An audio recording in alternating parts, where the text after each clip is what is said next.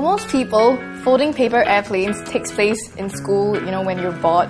But Mr. John Collins, also known as the paper airplane guy, took it one step further and he has his own creations. He even has planes that does all sorts of different tricks. So, Mr. John Collins, welcome to Singapore. Glad to have you here. So you spent 40 years folding airplanes. That's Don't true. you ever get sick of it? No, I'm never going to be tired of folding planes. There's always one more challenge to do, another plane to invent. So I still enjoy it. I enjoy the process of folding and obviously the process of flying. What you're looking at here is sort of the result of some trial and error, some design goal, and a little bit of aerodynamics, a little bit of origami. It's all sort of rolled into one. Okay, so have you even folded planes in your sleep? Do you dream of it? Do you dream up some new designs and stuff? That's interesting. No one's ever asked about that specifically, but I do frequently. When I come up with a new design, I'll do a lot of the folding in my head, and then try it out on paper if it looks like it's going somewhere.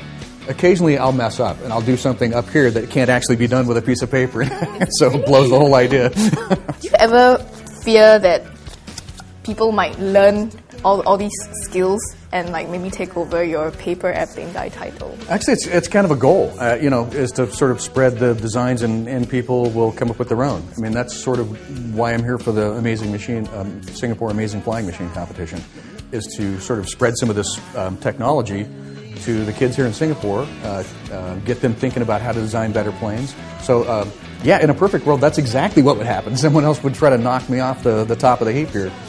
Okay, so do you have a disciple whom you intend to groom to take over you? That would be terrific to have a to have a paper airplane guy in waiting, a little paper airplane guy in waiting. No, I don't. I guess that job opening is still there. How about your son? He has absolutely no interest in paper airplanes at this point. There's a youngster out there in Singapore right now who wants to take over the mantle of paper airplane guy. Come on down to the Science Center and bring it on.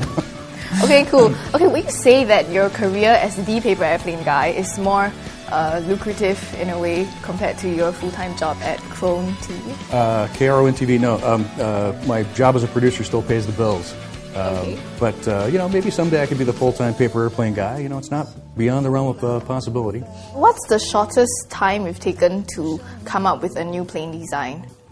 Sometimes it's just almost instantaneous. This airplane, the locked fuselage design, I invented shortly after writing and publishing The Gliding Flight. And it was one of those planes, one of those rare planes that just almost seemed to fold itself. Okay, so what's the longest time you've taken to come up with a plane design? Boy, this guy was difficult to perfect. This is the plane that flies out, flips over, and flies back upside down.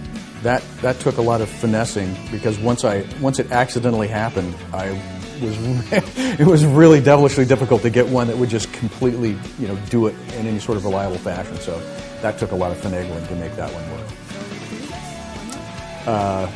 Took about a month. Yeah. Okay, we hear that you're going to set a new record. Guinness World Records, right? I'm working on that. I'm hoping to actually break both records in a single day. And Which records? Guinness Book of World Records for distance and for duration. And to my knowledge, nobody's ever held both records at the same time, and no one's ever tried to break both records in one day.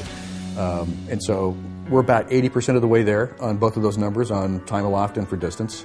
And I can see my way through. I can see that modifications are possible in both of those planes to get to those marks. So I'm hopeful that this time next year I'll be the Guinness record-holding paper airplane guy. It's just going to get longer and longer and more cumbersome to say. Well, we wish him all the best, and hopefully the next time we see him, he would be sharing with us how he managed to make a new world record.